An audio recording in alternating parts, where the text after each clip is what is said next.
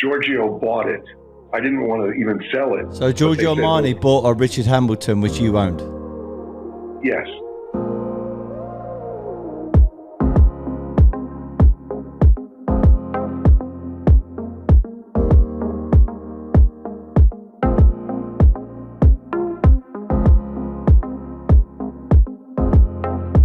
Welcome back to my podcast, Steve Sully Study. I've got someone in front of me who's been a huge part of the Richard Hambleton market.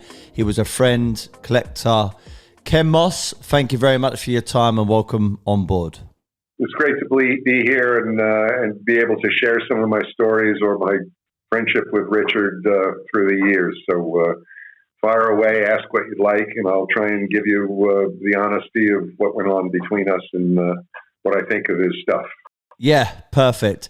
Now, as you well know, Ken, myself, I'm the founder of Woodbury House. I'm not from the art market. I found myself right place, right time. It was thanks to Andy, got me involved with the market. And a bit like yourself probably, Ken, but in a probably different way. As soon as I heard and knew about this Richard Hambleton market and the narrative and story, I fell in love. You know when they say in life sometimes you find your calling and the penny drops? Well, this was it. Rather than your conventional gallery method, which is white walls, fancy shop or gallery in London somewhere, and you represented loads of different artists, we're not like that. We're a private studio in the heart of Soho, a very intimate feeling, and we only represent one artist, which is Richard Hambleton, because we believe he's the most undervalued blue chip artist from the street art sector out there. That's my firm belief. And on this, I agree with you, by the way. Good stuff. And on this road to, you know, getting the narrative out there to the public and to the wider world and to collectors and investors, I've been interviewing anyone affiliated to Hambleton. So Nemo Labrizi, who is a big art dealer, who's coming over to my show on the 29th of October. We also had Oren Jacoby, the director from the Shadow Man documentary, which was a very good interview. I've interviewed other dealers, his doctors, his barbers, and you've always been someone on that list I wanted to touch in with and talk about, you know, your relationship with him and your beliefs where the market's going. So anyway, big introduction. Once again, thank you, Ken, and let's get to it. So before we talk about, you know, you collecting and, you know, your relationship with Hambleton, let's talk a little bit about your background. Well, I'm a New Yorker. I have a financial background. Made my money out of Wall Street, starting companies and taking them public. I did 5 of those in my life. And essentially what I would do, I was always an oddball. I never worked for a really big brokerage firm or anything like that. I was on the outside, but had really good connections. So when I would find a deal that I wanted to do, or when I thought of a deal that I wanted to do, I would do it. I had the connections to be able to go public through a few different people and would make a pile of money and then quit, basically. One of those times when I quit was in the early 80s. I was living downtown. I was nightlife, one of the strange, I call it the 500 that were out every night. Most of them were completely weird. I don't know how they ever made money or a living, but we'd all be at the same clubs all the time. And through that, I was exposed to all the art that was going on down in the East Village. There was an explosion of East Village art things. The first thing that really hit me, and I gather that it hit everybody, was Richard's doing the dead man mass murder scenes on the sidewalks of New York. You know, which was the outline of a body with some red paint thrown down on it, and it would be, you'd always see the citizens standing around with their attaché cases in the morning and looking down at it and thinking like, oh my God, something terrible happened here. It was a very impactful, very strong image. By the time you saw the second or third one, you realized, hey, it wasn't real, but it was very real and very visceral, and it really got a response out of the public. Sort of after a little bit of that, the shadows started showing up downtown. Richard would, I didn't know it was Richard, but you would see these big black shadows that would be placed in areas that New York was pretty dangerous at night. It would be at 2 o'clock in the morning, 3 o'clock in the morning. You're on your way back from a club or to a club, and you'd walk around the corner in a relatively deserted area, and there would be this big looming thing that would make you stop and sort of be shocked. When that happened, I decided I had to find out who was doing it, because I had collected things in the 1960s and lost all of those things, and felt that, hey, this is really powerful, and I want to find out who this is. So I tracked Richard down, which was not really that difficult. And being downtown, everybody knew everybody, kind of a thing, and who was where doing what to who.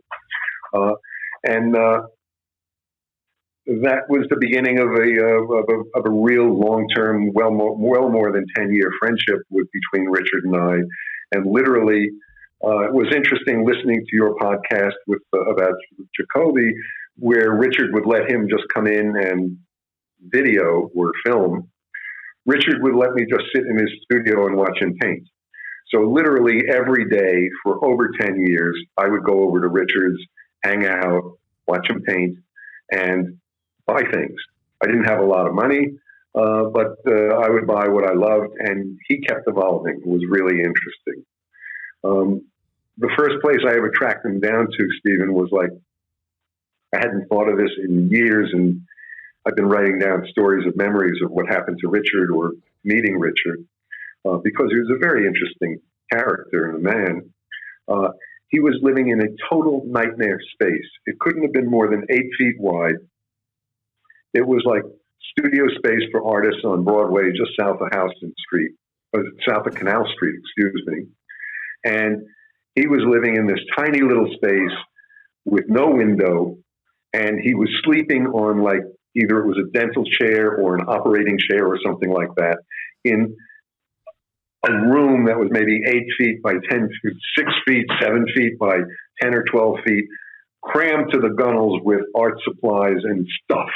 I mean, there wasn't 1 yard of open space, basically. And he had a can that he would pee in. It was like, there, so that he didn't have to go out in the middle of the night. And it was like somehow or other, I don't know how, he worked his way out of that place. And he became, in a way, the king of the East Village art scene. Everybody, was impacted by what he had done. And it was really a part of the city, certainly a part of downtown, and he did it in Midtown and Uptown also, in places that would really surprise or shock people. He was without doubt like the first person that was really using the city as a canvas. Before that, graffiti was people writing Tacky 182. They were just scrolling their names everywhere on every object that was flat, whatever. Richard actually used it as a canvas.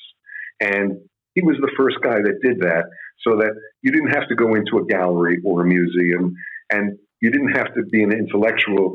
It was visceral. You would respond. It would be like, wow, it's scary. And then tremendous, talent and art of being able to bring that up in people just randomly that either cared about art or didn't care about art. So I would just wander over there every day, watch him paint, watch him go through iteration after iteration after iteration, which to me was one of the most interesting things about Richard, in that I knew all the guys down there. Keith Haring was a friend, not a good friend, but a friend.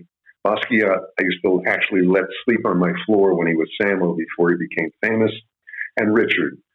Those two guys, Keith and Jean-Michel, stopped when they hit the cash register. Richard was a true artist.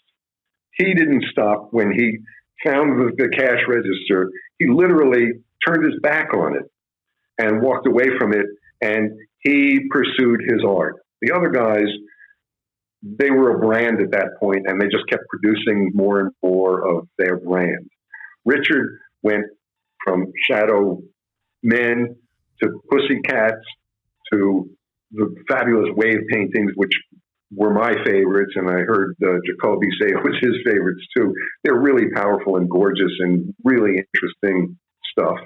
And then he went beyond that into his beautiful paintings, where there would be reflections, almost Monet-esque or impressionist type things. And then he did super glazes. He would take blood from his syringes or whatever and paint with that. I have a couple of those things, like 5 of those also.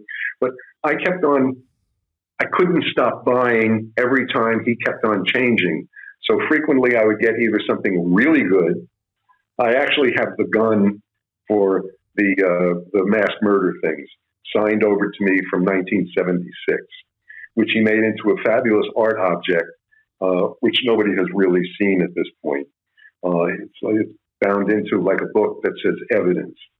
But Richard just never stopped growing, and he was a very clever guy, low-key, funny sense of humor, very dry, very never exuberant. I mean, I'm talking more excitedly about him than he would ever talk. He was an intellectual about art. He was a really interesting character.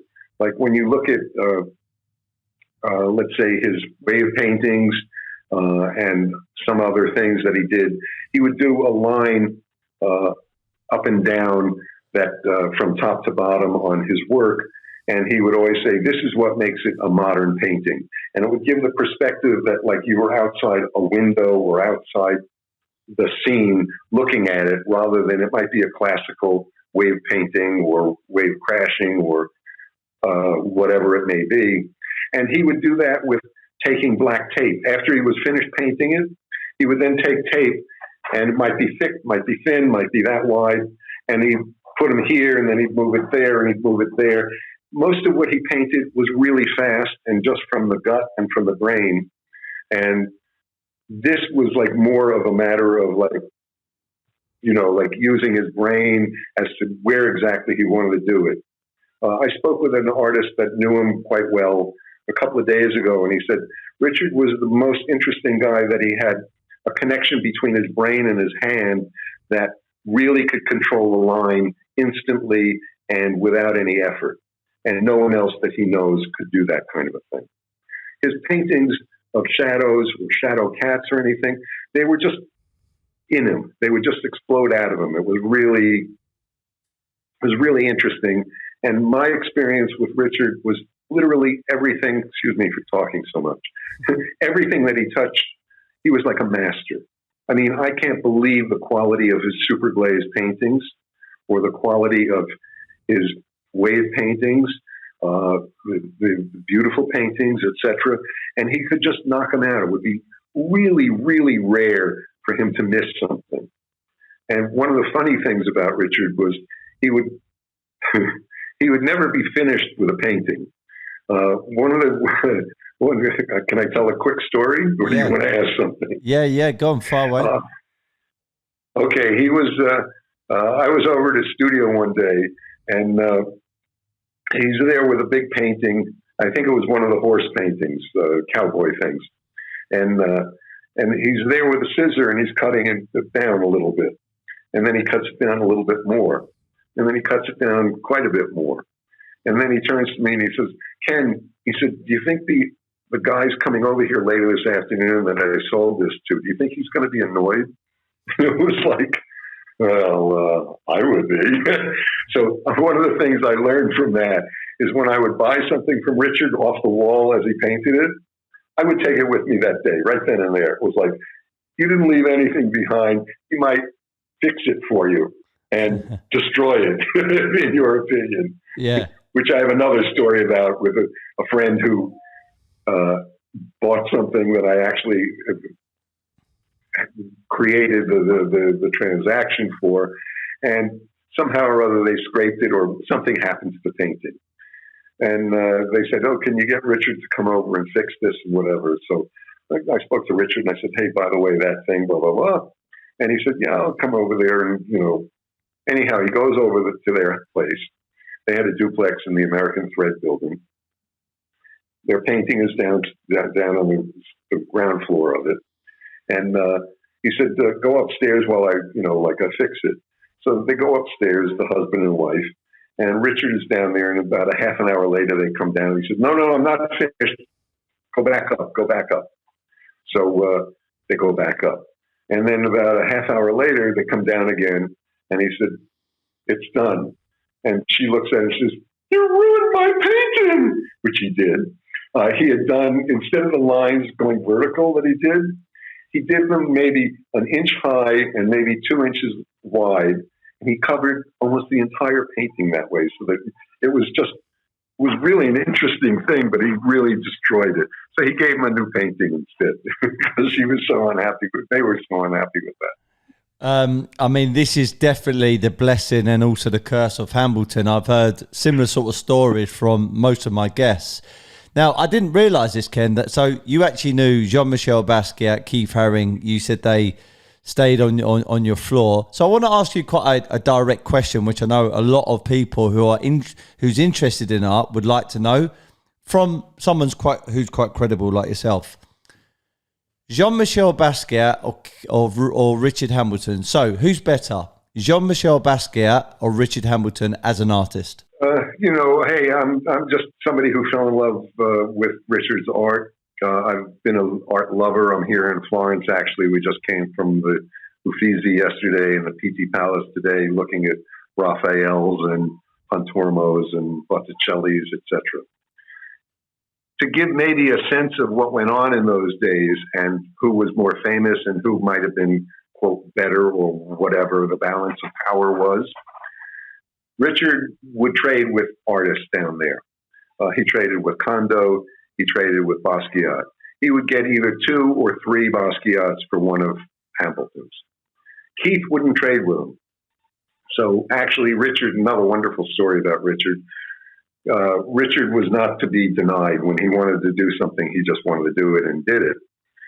He knew where Keith was going because everybody downtown knew what was going on with each other, kind of thing. And in New York in the old days, in the subways, when Keith was first coming up, he was doing chalk drawings in the subway. If the subway system couldn't sell an ad, they put up black paper. Keith would go there and he did all those chalk drawings on the black paper. Richard knew where Keith was going, went out with his own archival paper, double-sided tape on the back, put them up in the subway, put up 4 of them like that. Keith came by. Then Richard wasn't there, of course. He went back home, went to sleep. If he ever slept, I don't know. He would sleep always in the mornings, I believe, because he'd be up all night long, regularly, all the time.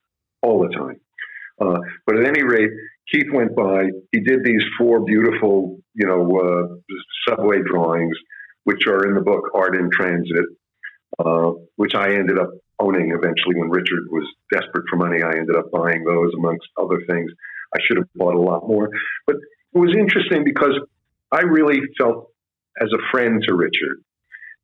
In a way, everybody in the planet Earth wants something from each other, kind of a thing. People wanted Richard's paintings. He felt, that they were his and that people wanted to use him or take things from him, I believe. And we did, in truth, whether it was, Labrizzi's or whoever, whatever. Hey, here's money. Well, give me the product that I want, kind of a thing, transaction. I never wanted that really with him. But on the other hand, when he would be busy selling stuff that was wonderful for almost nothing at times, it was like, hey, why should I be the jerk that doesn't take advantage of this opportunity also? So I would give him money for things. In a case like that, with the Keith Harings that I ended up with, it was thousands of dollars that I was giving him. And I had already learned with Richard, and we were in a relationship tight enough that it's like, hey, okay, I owe you, argument's sake, $10,000. Here's $800. When you want money, come back. And I would just keep the books. And he would just come back, and I would give him more money. And then it finally was like, hey, it's gone. And then I'd give him more money anyhow because he was desperate at times. And that was the story. That was how I ended up with those. So Basquiat or Keith. Keith was a sweet, wonderful guy. Jean-Michel was a very strange man. As to who was the best artist, I guess it's subjective. I guess maybe if you can believe the market, at the moment, Basquiat has the high numbers. Keith is next. Richard is still unknown, but in my opinion, deserves to be. He was, in my opinion, he was the great artist of that time period, and he was a real artist. He had that creative thing that just wouldn't let him stop. As he said, I have this stuff in my head that just has to come out. He couldn't deal with the art world and the art market. He would go through dealers, he'd drive them crazy. One time there was a show scheduled on Broadway right over where Dean and DeLuca was. This is outrageous. And there's going to be an opening on, tomorrow at 6:00. So tomorrow at 8:00, I go over there figuring Richard's always really late. If he gets there at all, he'll be there at 8 or 9 or 10, even after the gallery closes. So whatever. I go over there, and on the door is a sign, come back again right now. There is no art show. So the next morning I go over to his studio, and it's like, I know that there's nothing, something happened bad. And we're talking, and this is on Christie Street. He's got a 2-floor studio there, the whole building at that point. And he said, we're just talking in general, and I'm watching him do what he's doing. And I said, I went over to the opening yesterday, and it wasn't opening. He said, yeah, can you believe that guy? He was outside, downstairs, screaming and yelling at me, where is my art? He said, and he only did a color postcard for me. And then he's down there like I owe him something. It was like, woohoo. That was Richard, he had to cut him a lot of slack. He had his own brain going on. And he went through really good dealers, and he didn't want to be, in anybody's stable. He didn't want to have to do anything that he had, quote, was expected of him, I think. And like I said, he was a very clever, sly, soft-spoken, very dry sense of humor. It was like he never yelled, he never raised his voice in the 10 or 15 years that I was really close to him. He was just really, and I would always think, hey, I just know this fabulous, talented artist. Artists, in my opinion, they're a little bit odd, as we know. And I cut him slack, and I was just happy to be in his presence and to be able to watch what I thought was a great artist make his art. And I would be careful not to try and influence anything. He might ask me, what do I think or something? And I would always basically duck. Maybe I would say, like, I don't know about this or that.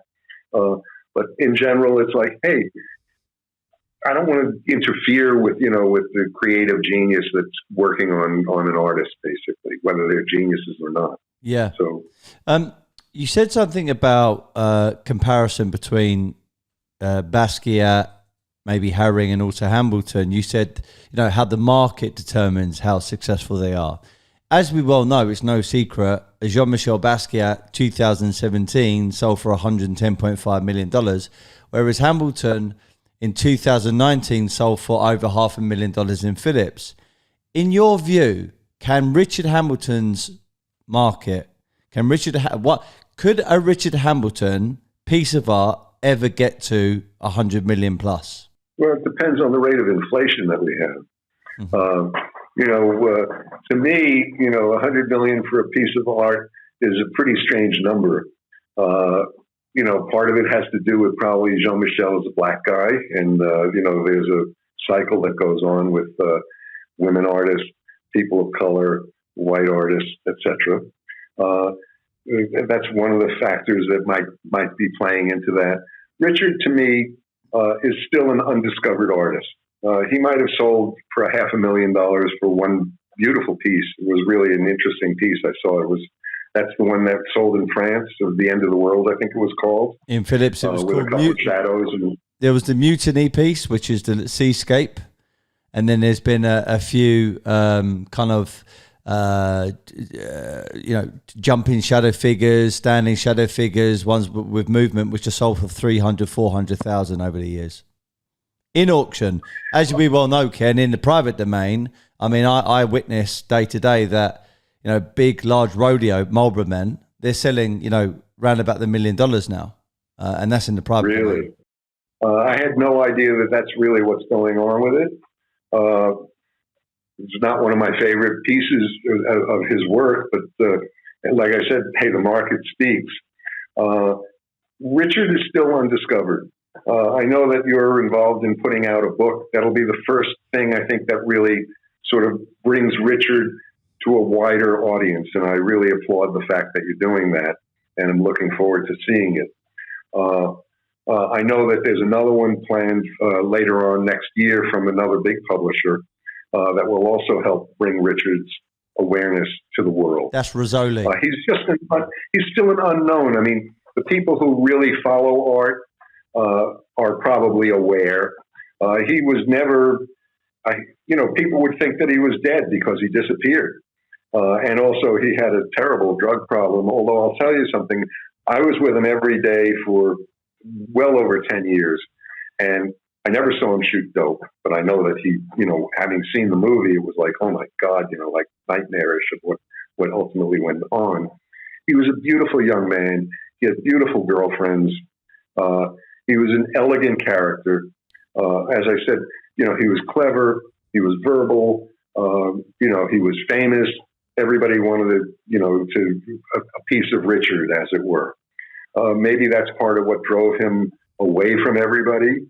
Who knows what's really going on in somebody else's brain, kind of a thing.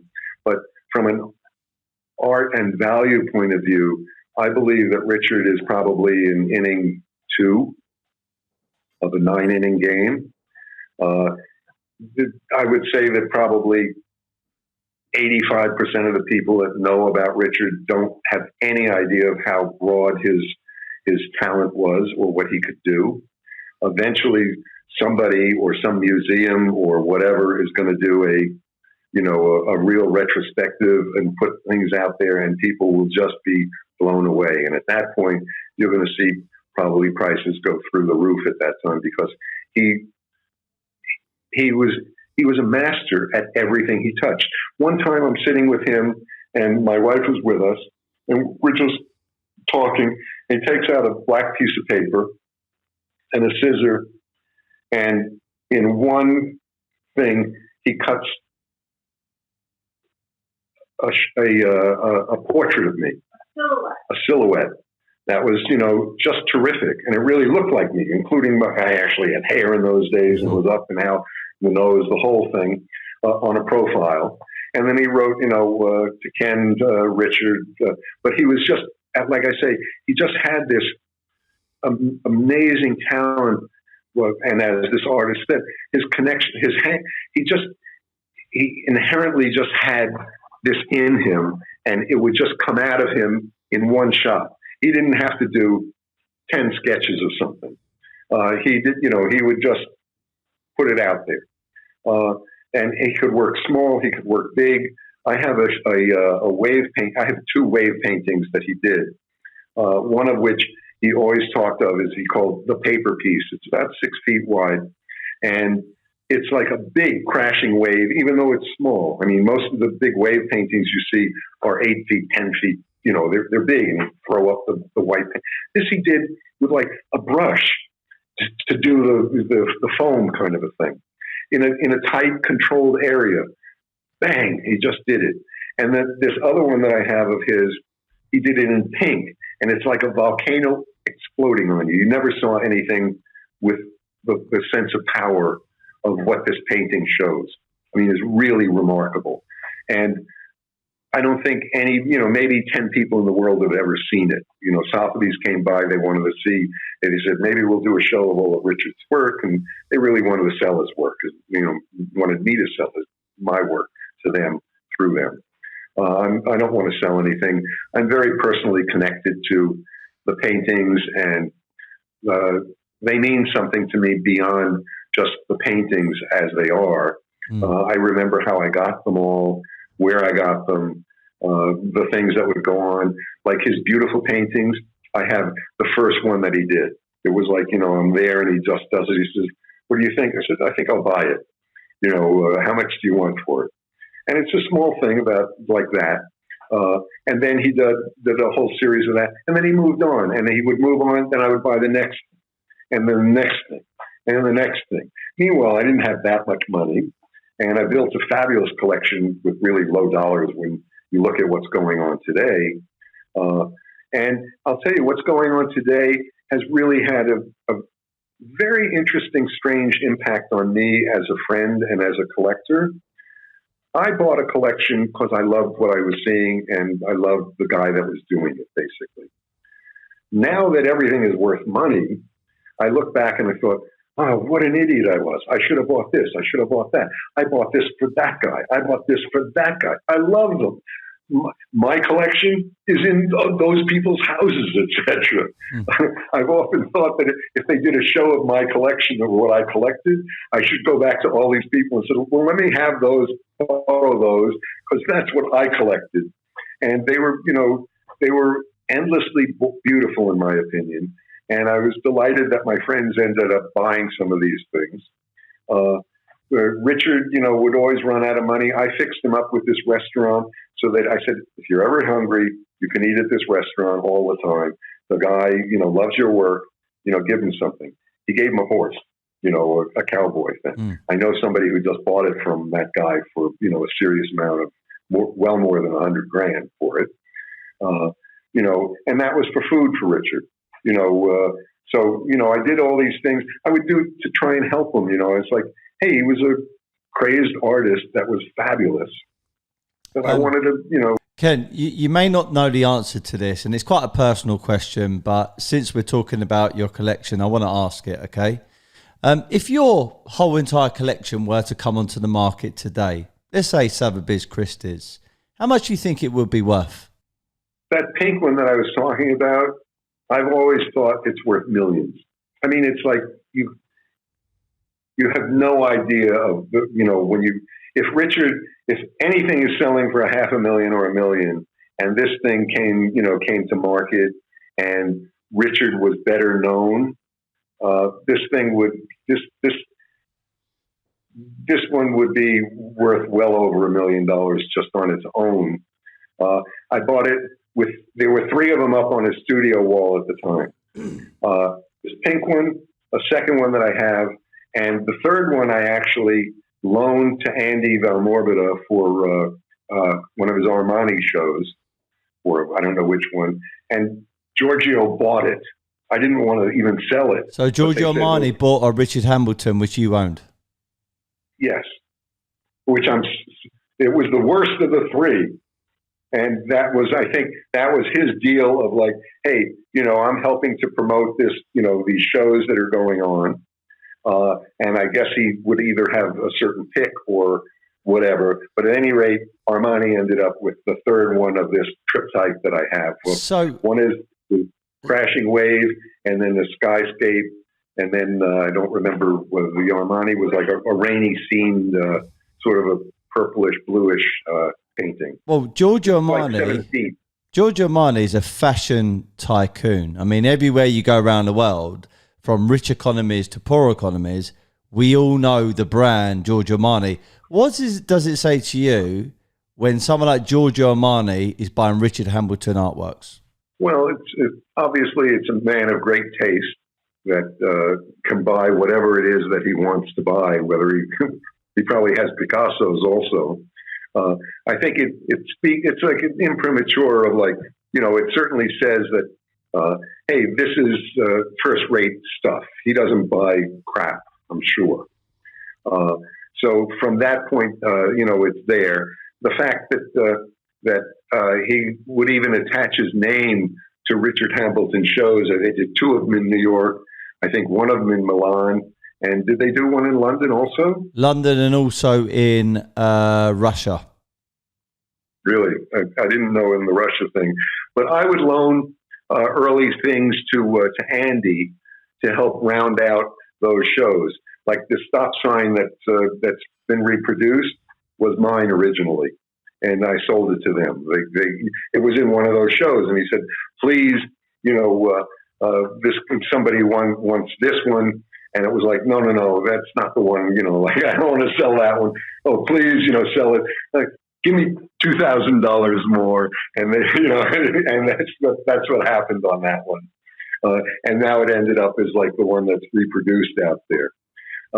I had originally had a whole bunch of, I still do have a whole bunch of stop signs, and I even have one that says dead end, which is the only one like that in the world that I've seen at this point. Beautiful.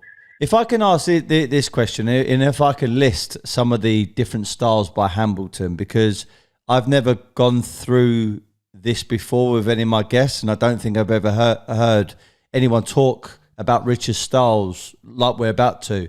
So obviously you've got the one that we call the bread and butter of Hambleton, which is his shadow heads, okay? Obviously on paper or on canvas or sometimes other mediums. You've obviously got the landscapes, seascapes, cloudscapes, you've got the bloodworks, you've got shadow hearts, shadow cats, shadow man, shadow women. You have the jumpers. I don't have a shadow woman, but he did some nice ones. Yeah. You've got the nightlifes. You also got the I Only Have Eyes for You. You got the rodeos. And the list slightly goes on from that. In your mind, the ones that people talk about are the ones like the landscapes, because obviously that one, the seascape, fetched over $500,000 in auction. Standing Shadows is connected to the Shadow Man documentary, so everybody wants to shadow heads or shadow figures.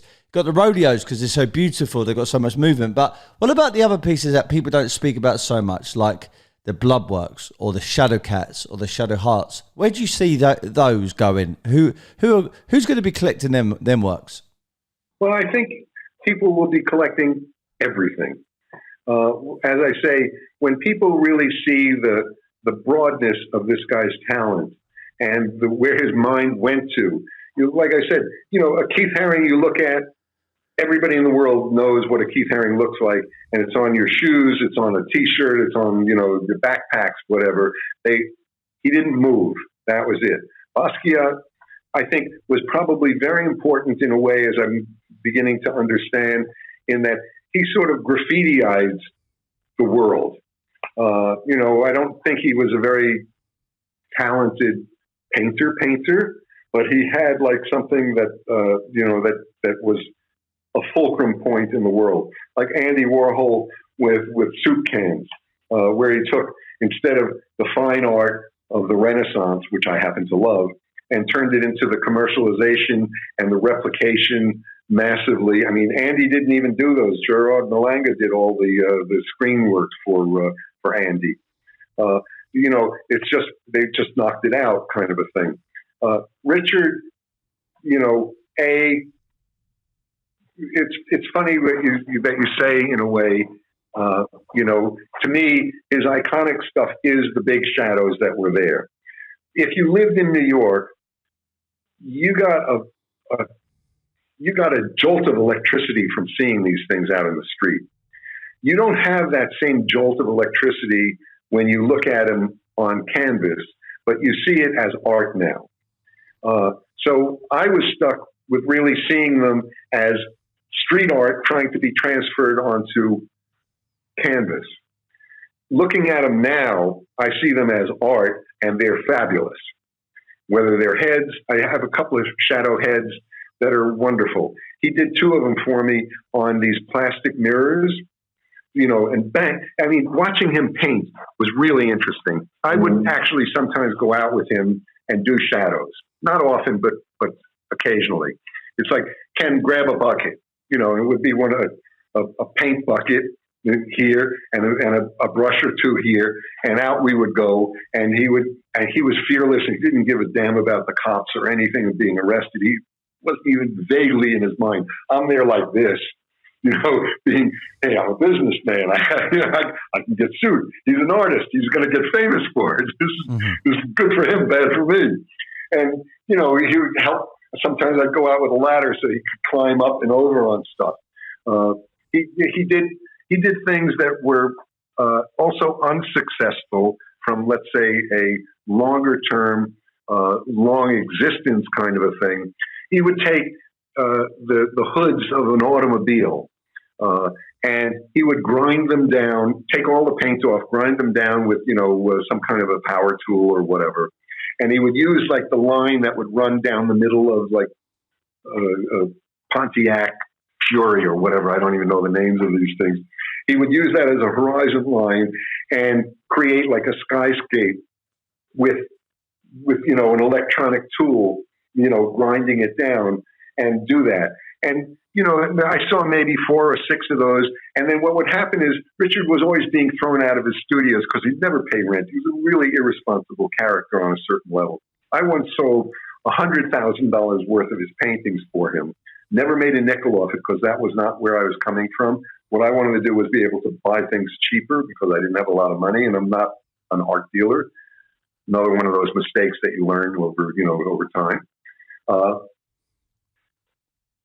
I'm sure they ended up in the trash. We would be walking down the street and there'd be a piece of wood, from like the top of a thrown out sewing machine or whatever. And it would have like a horizon line, the way things are, like they call it bookmarking when they split something in half and you have like the 2 halves and it creates like a horizon line in between. He would take that and then he would just carry it home and make it into a beautiful piece of art. Plastic mirrors, he would take and he put it down and with a brush, bang, bang, dip it in, and that's the sprays that would happen. And then the last things that he would ever do on those things, he would always do the ears. He would then just do that, and they might, like put in a necktie or a shadow, something like that.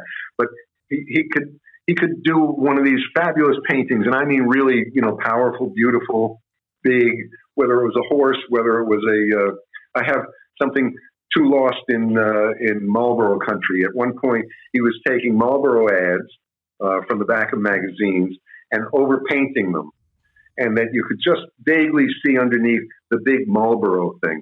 And it would be like, this is 2 horsemen in like a rainy blue sky with one of these black lines down, and it says, and it's written as two horsemen lost in Marlboro country. And it's like 1970 to 82 or something like that. I have a bunch of things from 84, 86. When I knew Richard, to me, in a way, it was, looking in retrospectively, it was the golden years. He was a golden, character. He was creative. He was funny. He had his shit together, basically.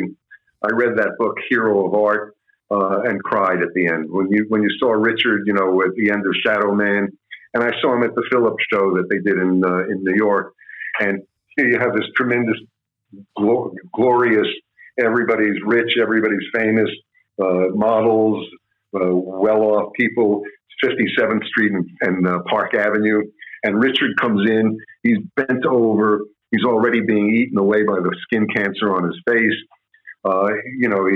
he's not well dressed, but he's still elegant in a way. He would never he would wear sports jackets a lot. He never had short sleeve shirts on in the time that I knew him, but he would never close up the bottoms. So it's not like he was hiding anything. And he would use one of those paper clip, not a paper clip, but whatever, alligator clip kind of a things to pull his jacket together. And that was one of his classic things that he would always do.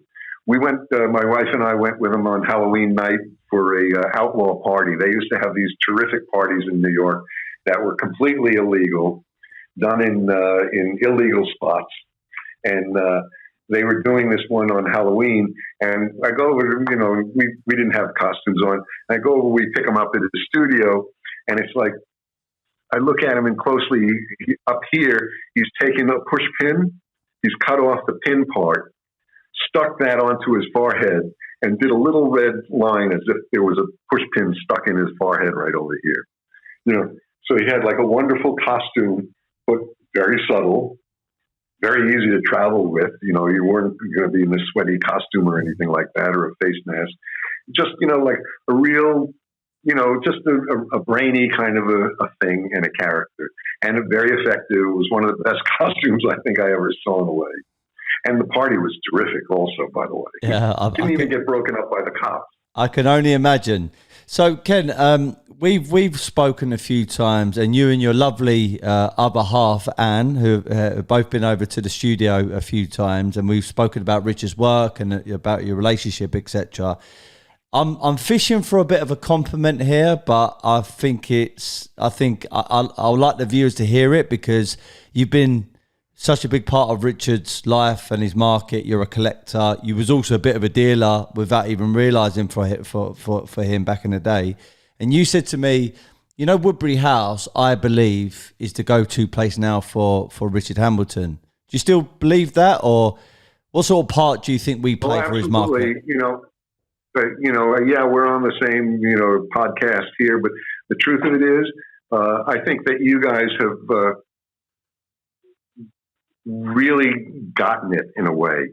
I think you've been aggressive in seeking out his work, in promoting it, in bringing it to the awareness of the art people, not only art people but investment money people. It's funny because a transition happens of art into value and money at the same time, and I think. Quite honestly, if I were looking to buy something at this point in time, I've been in your space any number of times when I'm in London, and you have some really beautiful things there.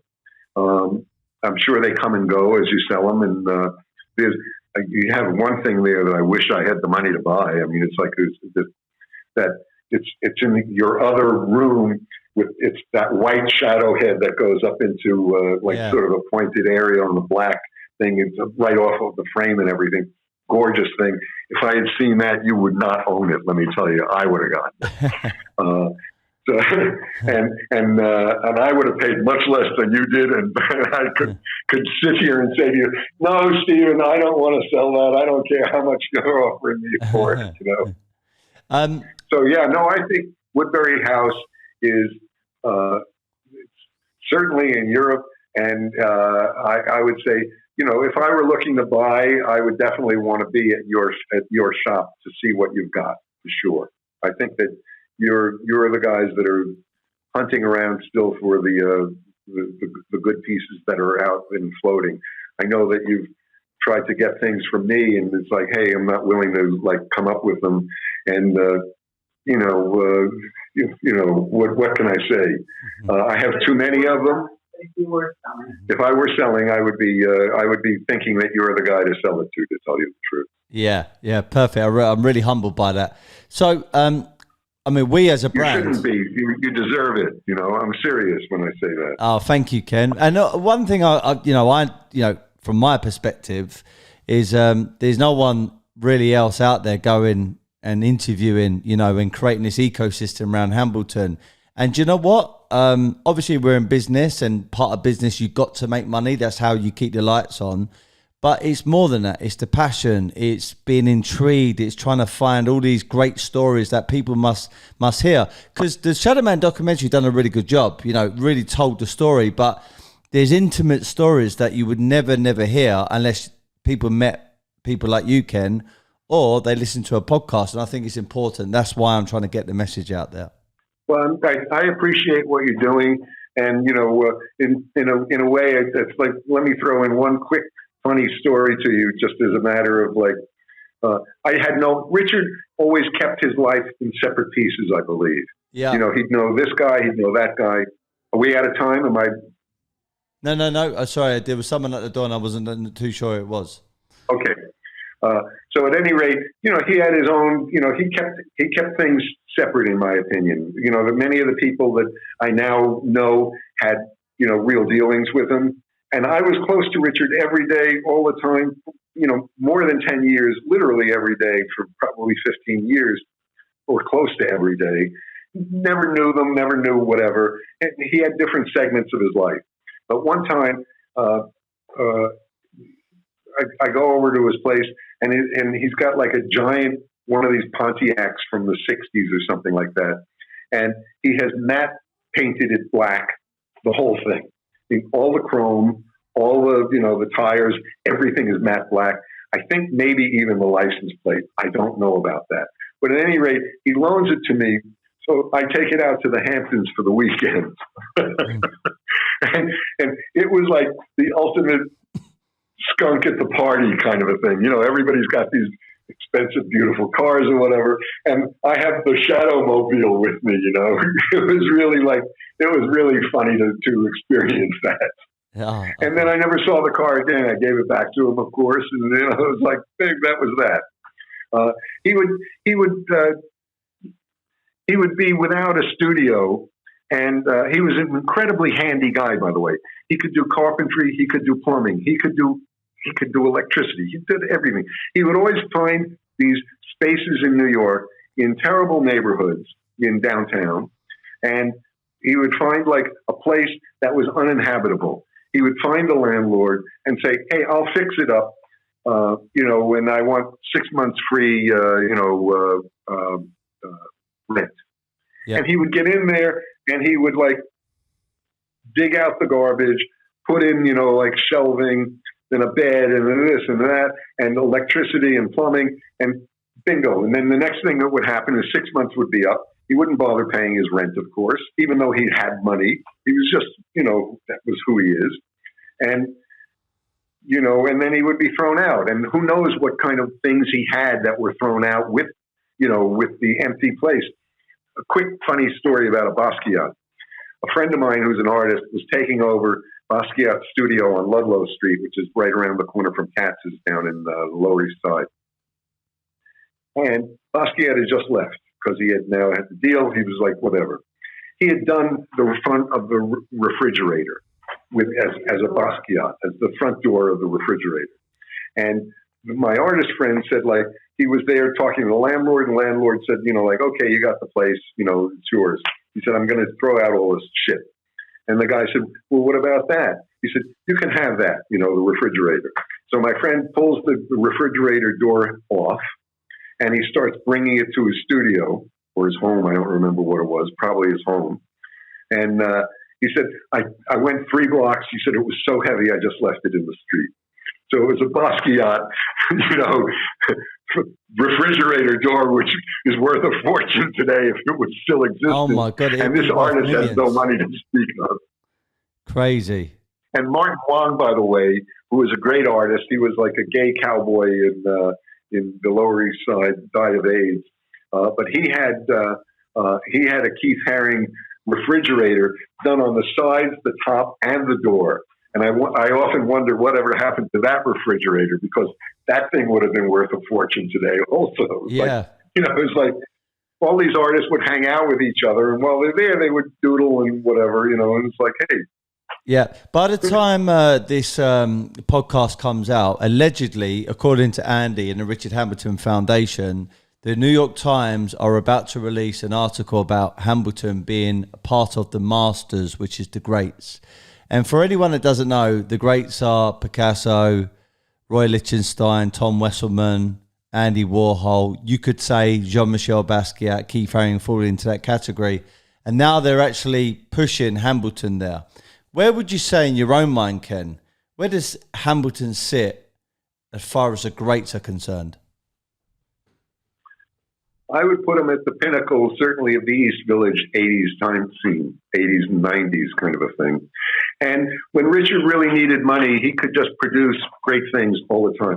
I mean, he might have been a terrible junkie if you saw, you know, the Shadow Man movie, but he would always be able to produce first-class work, always. I mean, it was really remarkable to me to watch. At one point, he was living in the Bowery in a flop house. He would come to me and he said, Ken, I'm living in this flop house. If I don't give them $50 every night, they're going to put all my stuff in a garbage bag and throw it out on the Bowery. So every 4 or 5 days, he would come over and I would give him, you know, like $500 or, you know, whatever the number was. He would disappear and then he'd come back the next week and I'm sure probably the flop house was $20 and $30 was worth the dope, basically. But, you know, like, hey, what do I care? Richard, like I said, he was a sweet guy. He was non-destructive. He was really a positive character, but he was like he was great. I mean, I'm telling you, if we were together now and we were near my collection, you would see that this guy, everything he touched, he was a master. I mean, the super glazes, which you very rarely see. These are not even the women's name things that are there, which I have one or two of. They're nice, but after that, he did even more super glazy kind of things that were just spectacular. That, and when you think of like that in comparison to a shadow, that he was just splashing paint, but not splashing it, controlling it. I mean, the guy was like really spectacularly interesting. He was the master in my time. Yeah. And somebody mentioned to me, he said, "Hey, Ken, you're really lucky. This lawyer who's actually, he's El Chapo's lawyer, believe it or not." And he's an art collector, and his son is a painter. He's like a good guy. But at any rate, he said, "Ken, you were really lucky to know these people." And I realize now it's like, hey, it was like being in Paris in the 1920s and hanging out with Modigliani and Picasso and Braque and those kind of guys. It's like, hey, fortunately, I was in that scene. I had enough money to be lucky enough to be able to buy a little bit of everybody's kind of a thing. Some of them, the one I really fell in love with was Richard. I had like 5 Keith Harings, or is it 7 probably, little things, whatever. I almost got the last thing that Jean-Michel did. Ann and I were getting money out of an ATM on Broadway, just south of Houston Street. It's in the evening, like 3 or 4 in the afternoon. And Jean-Michel walks by and says, "Hey, airplane man," and "Hey, Ken, hey, John, how you doing?" And that was that. We get money out of a machine. We walk up to the corner, and he's stuck on the corner of southwest corner of Houston and Broadway. And I said, "Jean-Michel, I know that you're rich and famous and have a waiting list and all that other stuff going on." I said, "But you're the only guy of the 1980s that I don't have in my, don't have anything of." And I said, "I just want to come by and, buy something small from you." He said, "Ken, you don't have to pay for anything. Just come up to my studio and pick something out." I said, "Well, how about now? Your studio is right there, about 150 yards away." He said, "I'm going on vacation in 2 hours or 3 hours." He said, "Call me as soon as I come back." And the second day he was back, he was dead. So it was like I almost got the last thing that Basquiat did. Oh my God! What a story, Ken. I'm also going to ask. Really told me.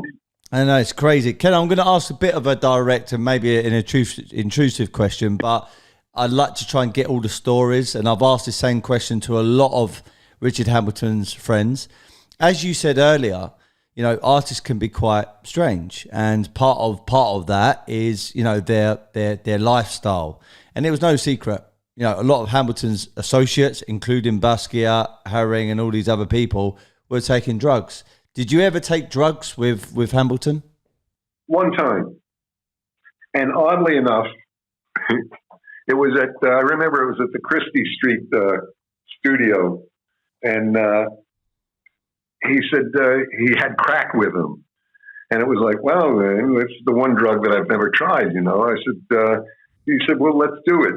So at any rate, he takes out a pipe and, starts tooting away. I did one hit of it, and it was the scariest drug I ever did. I mean, I'm older. I thought I was going to die right then and there. It was like, a rocket ship that was really terrifying in a way. And he actually told me, even though, you see these pictures of him of like, being a needle junkie, bad scene, he said crack is what really got him. I don't know, hey, that's not my intimate part of his life, whatever. But yeah, no, actually not all of them. I don't think Keith was doing drugs. Keith was really a gentle, sweet, lovely guy, easy to get along with. He was doing an opening at Shafrazi and Castelli galleries at the same time in New York at one point. And I said, I walked up to him, places filled with, a couple of hundred people in Shafrazi's gallery over on Mercer Street. And it was like, I have one of his posters there. And I said, hey, Keith, I said, I always wanted a baby from you. Can you give me one here? And he said, well, if I give it to you, he said, everybody's going to want one. And he turns around like this, and he does a baby, and he signs it Herring at the bottom of the poster, which I still have. I never threw anything out of that time period, etc., except Basquiat used to give me little sketches, and somehow or other, I can't find them. They are gone, and they're unsigned anyhow, so they're worthless in a way. But they were just little characters that he would do, kind of a thing when, he'd get up in the morning and leave the apartment and, leave something for me. Yeah. That was, but yeah, drugs, hey, it was a thing of the time, probably still is a thing of this time. I'm sure artists, I think, are much more money oriented today than they used to be. And maybe they don't do drugs because of, that there's a negative negative thing charged to it, as it were.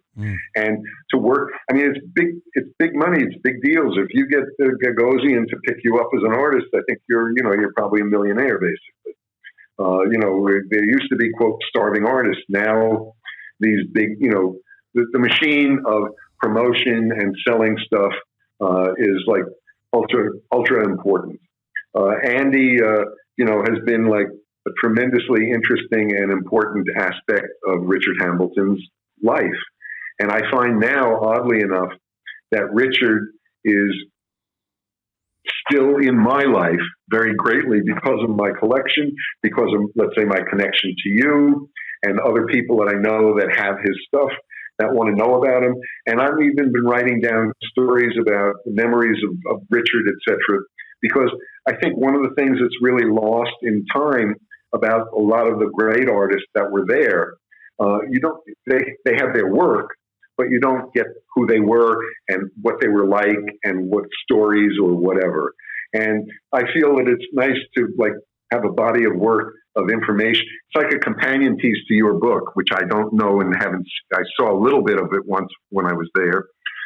It's artwork, etc. But this is like a companion piece in a way, and it's not a book. It's just a couple of stories at this point. But I thought of trying to get other people that I know that knew Richard. When Richard went over with I think about 10 East Village artists to Japan in 1980, whatever, I don't remember what year, he befriended another artist friend of mine who was quite good. And they hung out together in Tokyo. And then when Tokyo was finished and the art show was finished, they went off to Thailand together to hang out in Phi Phi Beach and Koh Samui. And they have these stories of like how Richard used to, he would go down the street. And he loved to be, I wouldn't say love, as he was, his back was like bending over, he would build bicycles all the time. So if there was a thrown out carriage, he would take the wheels off it. And you might have a wheel in the front that's this big, and then a wheel in the back that's like that big. And they were sculptures, I realize now. And he would do them, and then they would either be thrown out or destroyed, or someone would steal them or whatever. And I've never really thought about it, but he was building, his transportation, and they were sculptures all the time. And he was amazingly talented. There's so much to look forward to, Ken. As far as the market itself, you have the Rizzoli book, excuse me, coming out in 2022. It's now on their website. It's also on Amazon's website. It's not ready to purchase, but they're preparing to launch. You also have got the making of the Shadow Man documentary, but into a Hollywood movie. Oren Jacoby has confirmed that. We know there's a hedge fund sitting now who is moving into this market, and then with us as a brand, we're playing our part. So we're flying Nemo Labrizzi over on the 29th of October to do a talk and a Q&A at the Hamyard Hotel. We're we're doing a presentation over Miami Art Basel in December at maybe a very famous hotel over there. We've got lots of things happening next year. We're going to disrupt the art market in a positive way, And I'm definitely bringing more and more collectors, investors, guests onto the podcast to talk about the narrative and story. So I wanted to conclude this podcast by just saying thank you, Ken. You've been a great guest.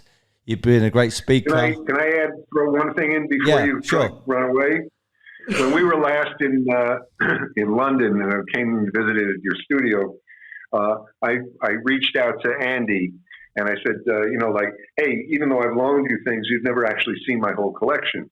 And Anne had put together, the photos of all the work that I have of Richard's stuff. So I said, hey, let's meet for lunch one day. He said, you pick a place. I said, no, I don't know, a place. You pick a place, something unpretentious. He said, how about the Connaught?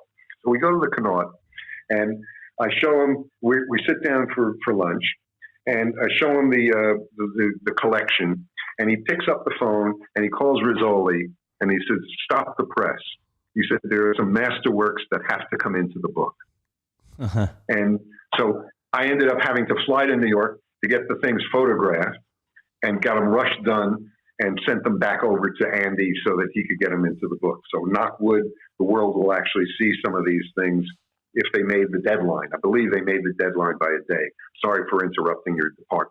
No problem. Everybody wants pieces that goes into that Rizzoli book, because the example I've given my clients is it's almost like buying a piece of real estate and obtaining planning permission.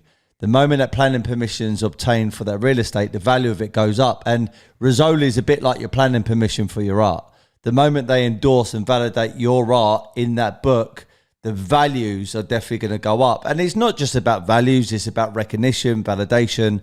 But let's be honest, if you got something that has that kudos attached to it, my God, what a great investment and what a great collection.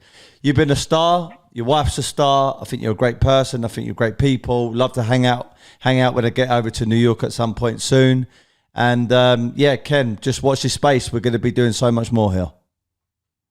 That's very exciting to hear that, you're doing something, the Times is doing something, that the Miami Art Show is going to be promoting Richard and high visibility. He deserves it. He really does. And his demise was very sad and really painful to be aware of. And he deserves the recognition. He was fabulous. He was besides interesting and an interesting guy, etc. His artwork is I won't say priceless because there's a price on everything, but he was the best. He really was the best, in my opinion, for that time period. Good man. Thank you for having me on, Stephen. No problem. It's been an absolute honor. Be happy, never content, and I'll speak to you very soon, Ken, all right? Ciao, ciao. Thanks for the call. Ciao. God bless. Bye.